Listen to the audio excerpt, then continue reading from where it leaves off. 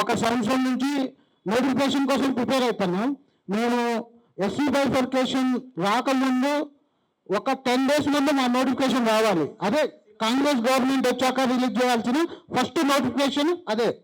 అది రాకుండా SC bifurcation అనేది మధ్యలో తీసుకొచ్చారు. సరే తర్వాత ఇస్తారని ఎదురు చూస్తున్నా. అన్ని డిపార్ట్మెంట్లో వెళ్ళి రిప్రజెంటేషన్స్ ఇస్తున్నారన్నా, కానీ వాళ్ళందరూ పోస్టులు అనేవి ఫైనాన్షియల్ అప్రూవల్ అయినాయి, కానీ గవర్నమెంట్ పాలసీ కాబట్టి వాళ్ళు పర్మిషన్ ఇస్తే మేము నోటిఫికేషన్స్ ఇస్తామని అంటున్నారు. సో మీరు ఈ విషయాన్ని గవర్నమెంట్ దగ్గరికి తీసుకెళ్ళాలి. ఇంకొక ముఖ్య విషయం మీకు చెప్పాల్సిందన్నా, మీరు ఇచ్చిన 60,000 ఉద్యోగాలు ఏ విద్యార్థి కూడా కాంగ్రెస్ పార్టీ ఓటు వేసిన వ్యక్తులకి రాలేదు. ఎందుకంటే మేము ఆ టైంలో కాంగ్రెస్ పార్టీ గెలవడానికి బయట తిరిగాము.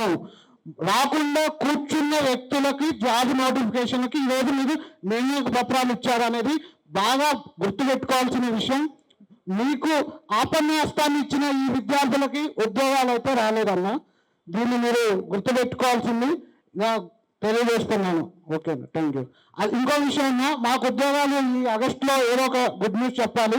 మాకు ఉద్యోగాలు రావాలి, మీకు మంత్రి పదవి కూడా రావాలని నేను కోరుకుంటున్నాను. Thank you.